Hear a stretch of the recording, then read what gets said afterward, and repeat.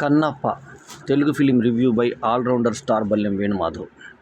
Cinema నిడివి 3 గంటల 3 నిమిషాలు. సర్టిఫికెట్ వచ్చి U13. సినిమా విడుదల తేదీ వచ్చి 27 జూన్ 2025 శుక్రవారం రోజు ఈ సినిమా విడుదలైంది. భారీ అంచనాల మధ్య వచ్చినటువంటి సినిమా విష్ణు అనే సినిమా కెరీర్ని ప్రారంభించిన మంచు విష్ణు ఇవాళ మా అధ్యక్షుడు ప్రకాష్ రాజ్ను ఓడించి ఒక అద్భుతమైన విజయాన్ని చవిచూసి మా అధ్యక్షుడు అయినా కూడా ఢీ తప్ప అతనికి సరైనటువంటి సినిమా హిట్ ఇప్పటి వరకు పడలేదు. సో తన గురించి తను సొంతంగా మోహన్ బాబు నిర్మాతగా ఈ సినిమా తీయడం జరిగింది. మోహన్ బాబు యొక్క గ్లామర్ ఈ సినిమాకి, ఆయన యొక్క పరపతి ఉపయోగపడిందని చెప్పాలి. సో ఈ సినిమాలో తిన్నడు పాత్రలో మరి మంచు విష్ణు నట జీవితంలో మొదటిసారి నటించే ప్రయత్నం చేశాడు. బాగుంది. ఢీ తర్వాత మళ్ళీ ఆకట్టుకునే నటన ఈ సినిమాలో కనబడింది. ఢీలో శ్రీను వైట్ల ఫ్లోలో వెళ్ళిపోయింది, ఒక అమాయకంగా అనిపించే పాత్ర. సో ఆ తర్వాత బ్రాహ్మణ వర్గాన్ని కించపరిచే సన్నివేశాలన్నీ ఉన్నాయని చెప్పి దేనికైనా రెడీ అనే సినిమా వచ్చినప్పుడు కొంత దాని మీద అలజడి వచ్చింది. ఈ ఢీ అనేది కొంచెం అతని సక్సెస్, ఆ తర్వాత ఈ సినిమా కొంచెం మళ్ళీ లైఫ్ ఇస్తుంది ఇతనికి అని అనిపించే విధంగా అనుకోవడానికి మెయిన్ కారణం మోహన్ బాబు ఇతను ప్రభాస్ కలిసి యాక్ట్ చేసినటువంటి ఒక సినిమా బుజ్జిగాడు మేడ్ ఇన్ చెన్నైలో బావ అని పిలుచుకుంటారు. అంత కథ ప్రకారం త్రిష యొక్క అన్నయ్యగా మంచు మోహన్ బాబు చేయడం జరిగింది.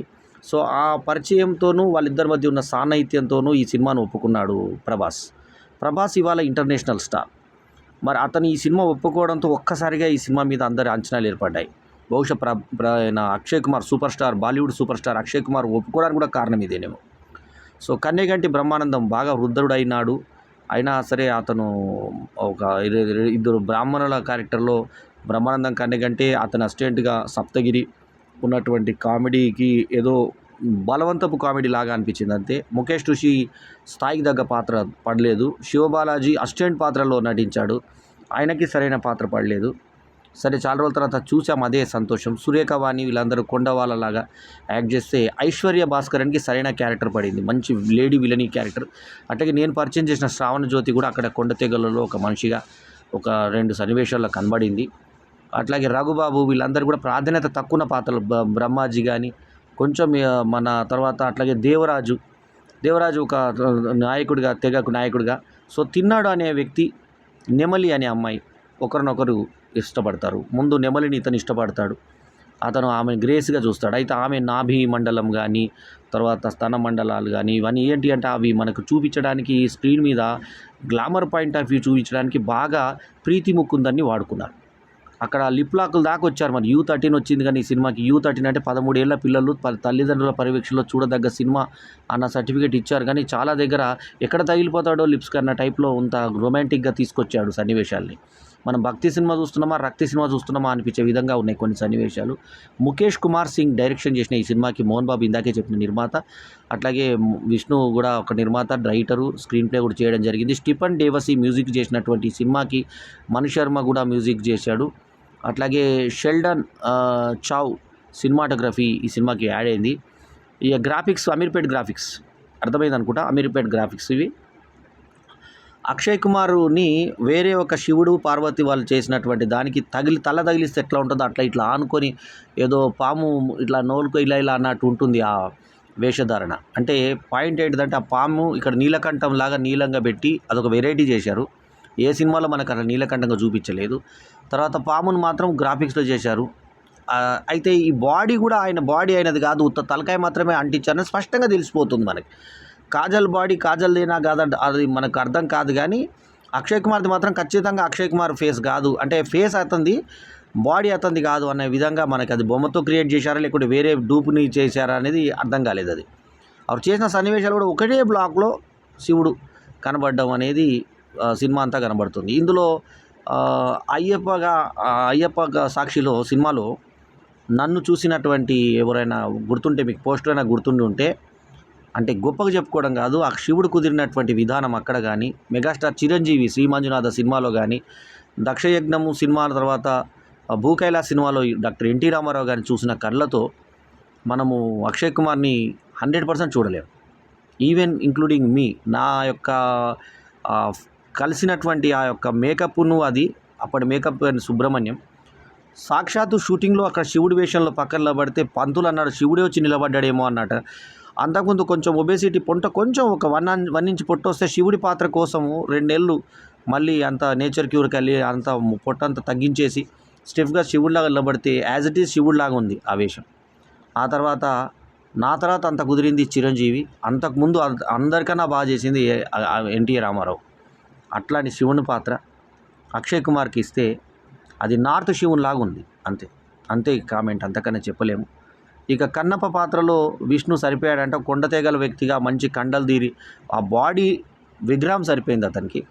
సీరియల్స్ మాత్రమే అనుభవం ఉండ డివోషనల్ సీరియల్ తీసినటువంటి ముఖేష్ కుమార్ సింగ్ తొలిసారిగా సినిమాని డైరెక్ట్ చేసిన రొమాంటిక్ బజ్లో మొత్తం ప్రీతి ముకుందన్ అందాన్ని చూపించే ప్రయత్నం చేశాడు. అది యూత్ పరంగా ప్రీతి ముకుందన్ యొక్క కెమిస్ట్రీ మంచు విష్ణుకి మధ్యలో ఇతను నిజంగా కొండతెగల వాళ్ళలాగానే ఉన్నాడు.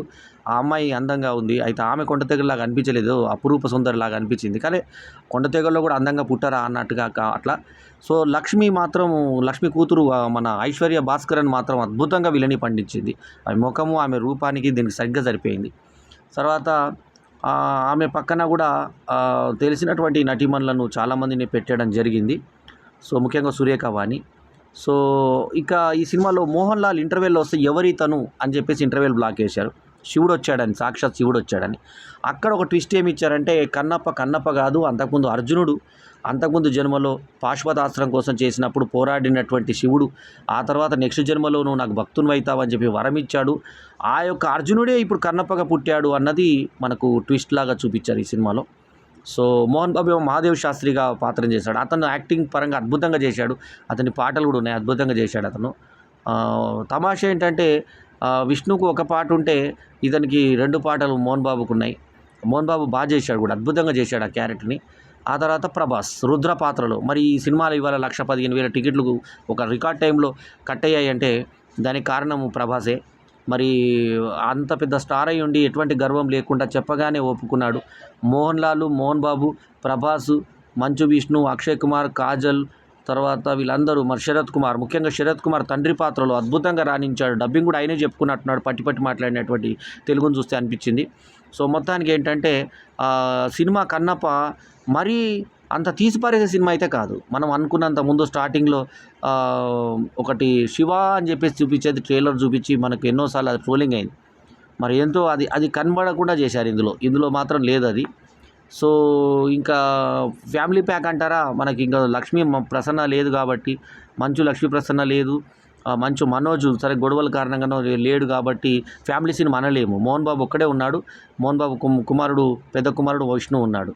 విష్ణుని కనీసం ఇప్పుడు ఇది ప్యాన్ ఇండియా సినిమాలాగా రిలీజ్ చేశారు కాబట్టి అంతటా విష్ణు పేరైతే తెలిసే సినిమాలాగా చేసిన సినిమా ఈ సినిమా కన్నప్ప. ఈ సినిమాకు నేను ఇచ్చినటువంటి రేటింగ్ 3.25/5. ప్రభాస్ ఈ సినిమాకి మొత్తం వెన్నుముకై మోస్తే ప్రీతి ముకుందన్ సెకండ్ ప్లస్ పాయింట్ అయింది ఈ సినిమాకి. తర్వాత అక్షయ్ కుమార్ పేరు ఉపయోగపడింది సినిమా. అతని పాత్ర తలకాయ మాత్రమే కట్ చేసుకొని వాడుకున్నారు కాబట్టి అతని పేరు మాత్రం ఉపయోగపడింది. మోహన్ బాబు నటనా పరంగా మెండుగా చేశాడు. పాటల సాహిత్యం కూడా అతి మామూలుగా ఉంది. సంగీతం బాగుంది, సంగీతం రికార్డింగ్ అదిరిపోయింది. తర్వాత ఫోటోగ్రఫీ ఎక్స్ట్రాడినరీ ఫోటోగ్రఫీకి ఏ మాత్రం పేరు పెట్టలేము. వాళ్ళు షెల్డన్ చౌన్ పెట్టుకున్నటువంటి విధానం బాగుంది. అట్లాగే గ్రాఫిక్స్ అమీర్పేట్ గ్రాఫిక్స్, ఇందాకే గ్రాఫిక్స్ మీద కామెంట్ చెప్పేశాను, అంటే లో కాస్ట్ గ్రాఫిక్స్ మనకు కనబడతాయి. తర్వాత మెయిన్ కథ అంతా కూడా మనకి వాయులింగం మీద ఉంటుంది. వాయులింగము ఈయన మహాదేవ్ శాస్త్రికి మాత్రమే కనబడే వాయులింగం ఇతనికి కనబడిందని కన్నప్పకి. అయితే కన్నప్పకి గ్రూప్ మధ్యలో ఈ కళ్ళు పీకి పెట్టాడన్నది క్లైమాక్స్లో చూపిస్తే ఆ పాత క్లాసిక్లో వేరే రకంగా ఉంది కథ, దీంట్లో వేరే రకంగా ఉంది. వాయులింగం కోసం ఒక ముఠా అంతా వెళ్ళినట్టుగా వాళ్ళు భీకరంగా కమర్షియల్ సినిమా టైప్కి ఉండేటువంటి ఫైట్స్ గిట్స్ అన్నీ పెట్టారు. ఒక అమ్మాయిని ఎత్తుకోపోవడం పెట్టారు, కామదాం పెట్టారు, అన్నీ పెట్టారు అందులో. సో లాస్ట్కు పట్టుకున్నారు. తర్వాత కౌశల్ ఏమో బలి ఇచ్చే సందర్భం, నేను కూడా బలి కొప్పుకుంటున్నాను అన్న దగ్గర ఇతను ఆపి ఒక రాడికల్ కమ్యూనికల్ ఫీలింగ్స్ ఉన్నాయనగా తిప్పడు ఏదైతే చేశాడో చూసిన తర్వాత తిన్నడు ఇది నానా తిన్నడి ఆనా అనే డైలాగ్ రెగ్యులర్గా రిపీట్ చేయడము బాగుంది. సో ఓవరాల్గా ఒక భక్తి సినిమాను చూడబోయి మనం ఒక రక్తి సినిమాను చూసి మొత్తానికి ఏంటంటే క్లైమాక్స్లో మళ్ళీ భక్తిభావం తీసుకొచ్చాడు. రుద్ర పాత్రలో ప్రభాస్ వచ్చిన తర్వాతే సినిమాకి ప్రాణం వచ్చిందన్న సంగతి ఎవరు కాదనలేని విషయం. అయితే అక్షయ్ కుమార్ ప్రభాస్ కాంబినేషన్లో వచ్చినటువంటి ఆ సీన్లు కూడా మ్యాచింగ్ సీన్లలాగా తెలిసిపోయినాయి. ఇద్దరు కలిసి నిలబడ్డట్టు కనబడలేదు మనకి.